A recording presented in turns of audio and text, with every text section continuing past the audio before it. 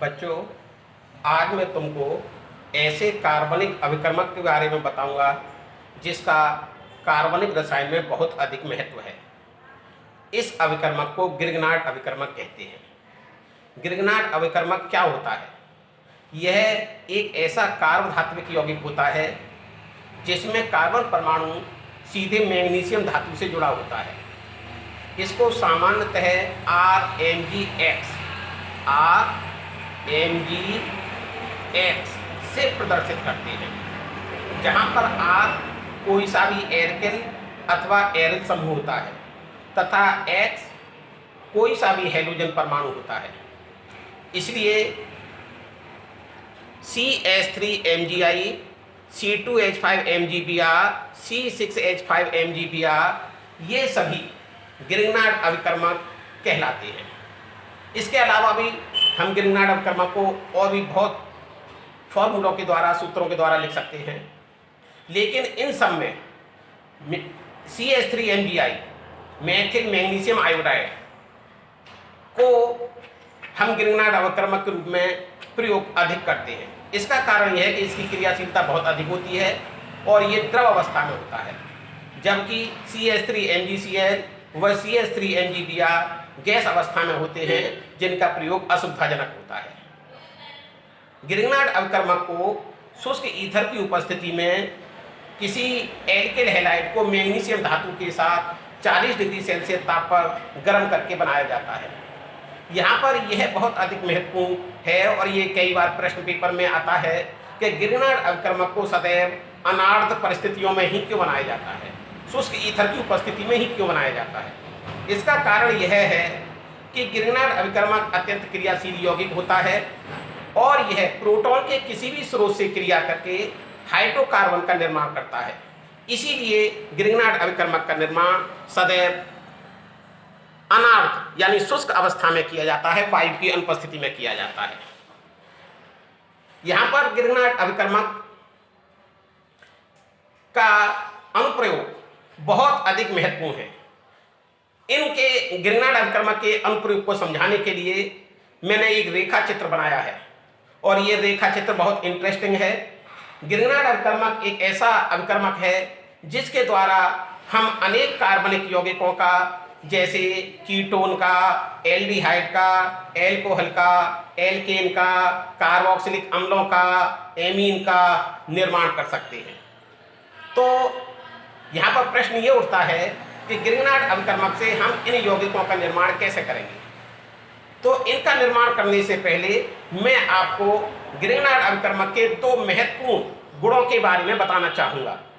गिरगनाट अभिकर्मक के दो महत्वपूर्ण गुणों में से पहला गुण ये है कि गिरगनाट अभिकर्मक किसी भी कार्बोनिल यौगिक अर्थात C double bond O CO पर आक्रमण करता है। तो ये कार्बोनिल समूह पर, CO समूह पर बहुत तेजी के साथ आक्रमण करता है। इसी तरह से यह साइनाइड समूह CN समूह पर भी आक्रमण करता है।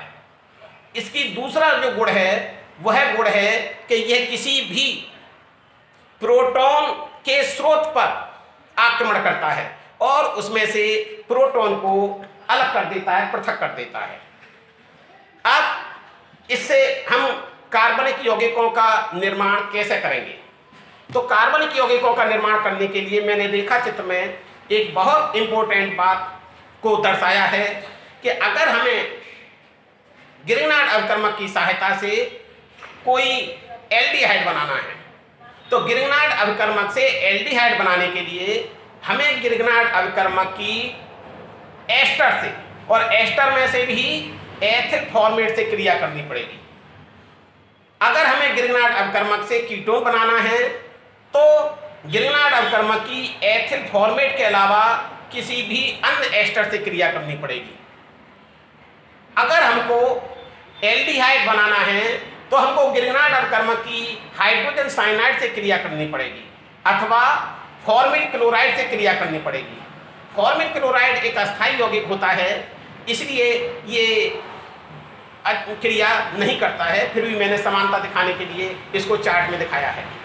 अगर हमें गिरगनाट अवकर्मक से कीटोन बनाना है तो गिरगनाट अवकर्मक की हमको एल्किल साइनाइड से क्रिया करनी पड़ेगी।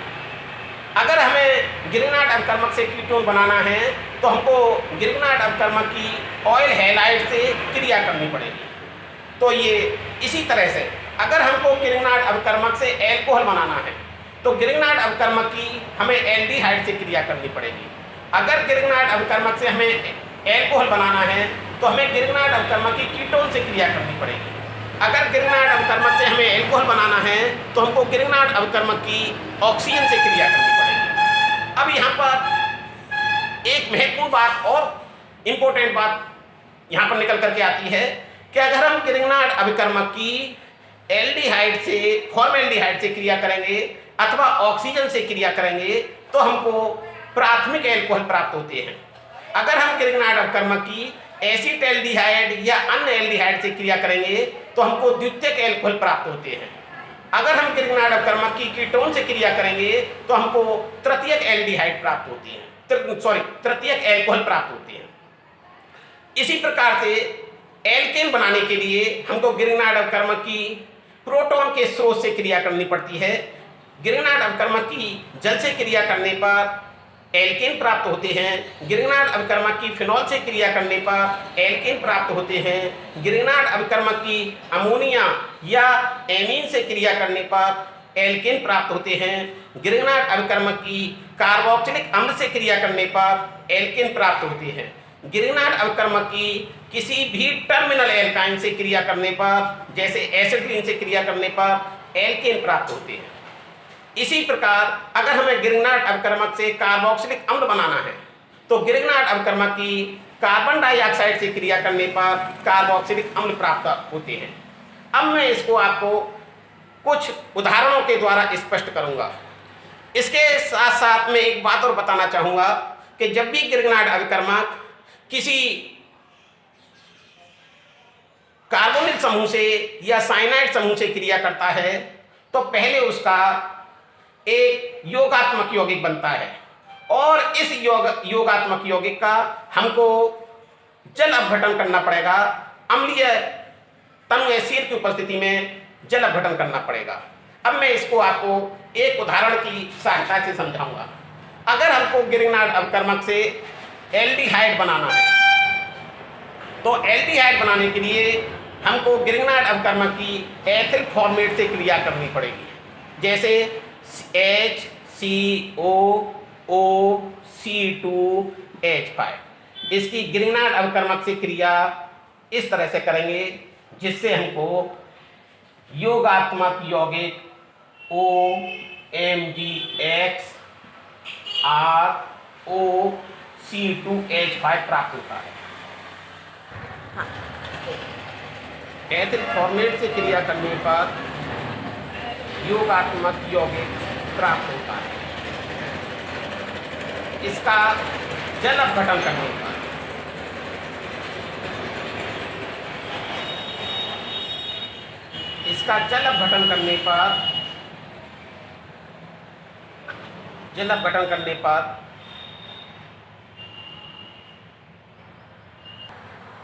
CrOH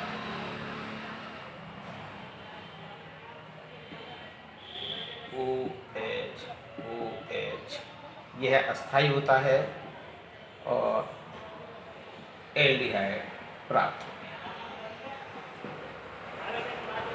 है। इसी तरह से गिरगनाट अवकर्मक की समझ में आ गया। इसी तरह से गिरगनाट अवकर्मक की हाइड्रोजन साइनाइड से क्रिया करने पर योगात्मक यौगिक प्राप्त होता है।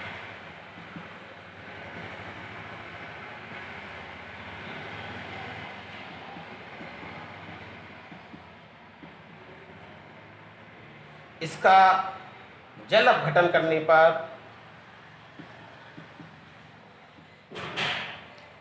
एल्डिहाइड प्राप्त होता है।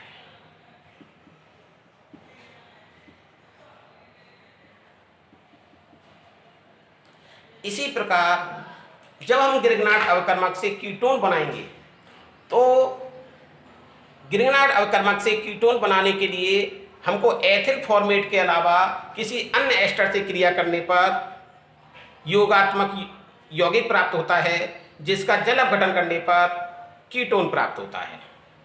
इसी प्रकार ग्रिग्नार्ड अभिकर्मक की एल्किल साइनाइड से क्रिया करने पर योगात्मक यौगिक प्राप्त होता है, जिसका जल अपघटन करने पर कीटोन प्राप्त होता है। इसी प्रकार ग्रिग्नार्ड अभिकर्मक की ऑयल हैलाइड से क्रिया करने पर योगात्मक यौगिक प्राप्त होता है, जिसका जल अपघटन करने पर कीटोन प्राप्त होता है। अब ग्रिग्नार्ड अभिकर्मक कितने मिनट हो गए?